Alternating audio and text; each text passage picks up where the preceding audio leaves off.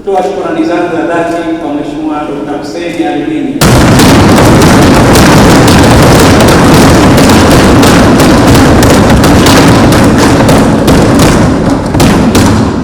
Rais wa Zanzibar na Mwenyekiti wa Baraza la Mapinduzi, kwa uongozi wake mahiri, maono yake ya maendeleo na miongozo yake ambayo imeendelea kuifanya Zanzibar kuwa kitovu cha mageuzi ya kiuchumi, uwekezaji na usimamizi bora wa fedha za umma. Maono hayo ndiyo yametuongoza katika utekelezaji wa bajeti hii, yameiwezesha serikali kuendelea kujenga uchumi imara unaovutia wawekezaji, unaoongeza ajira, unaoboresha ustawi wa wananchi. Hakika Wazanzibari tunathamini juhudi zake na imani yake kubwa anayoionyesha katika kuendeleza umoja na mshikamano wa mataifa yetu. Katika miaka michache iliyopita, tumeshuhudia mageuzi makubwa ambayo wananchi wanayaona kwa macho yao.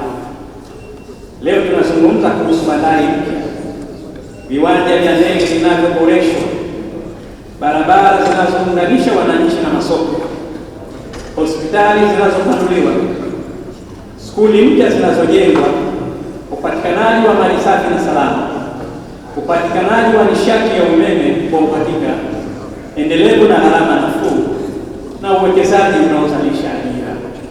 Haya yote si bahati mbaya, ni matokeo ya maamuzi sahihi ya kisera na usimamizi makini wa rasilimali za umma chini ya uongozi wa Daktari Hussein Mwinyi.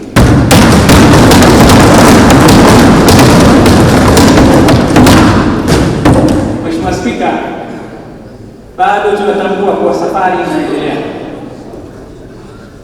Bado kuna wananchi wanaotegemea huduma bora zaidi. Bado kuna vijana wanaotafuta ajira muda mrefu. Bado kuna maeneo yanahitaji miundombinu kuimarishwa zaidi. Na ndio maana bajeti hii si mwisho wa safari, bali ni mwanzo wa hatua nyingine ya kuimarisha maendeleo ya Wazanzibari na wananchi walionyonge. Bajeti hii inawatambua vijana kama nguvu kazi ya taifa na msingi wa uchumi wa kesho. Serikali imeendelea kuwekeza katika maeneo yatakayopanua fursa zao za ajira, ujuzi na ujasiriamali kupitia ujenzi na uimarishaji wa skuli, vyuo na elimu ya juu ili kuwajengea vijana maarifa yanayokidhi mahitaji ya soko la ajira.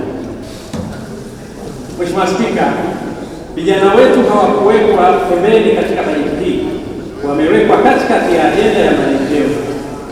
Tunataka waondoke kwenye kutafuta ajira pekee na wawe sehemu ya kuzalisha ajira, kuanzisha biashara na kuendesha uchumi wa Zanzibar.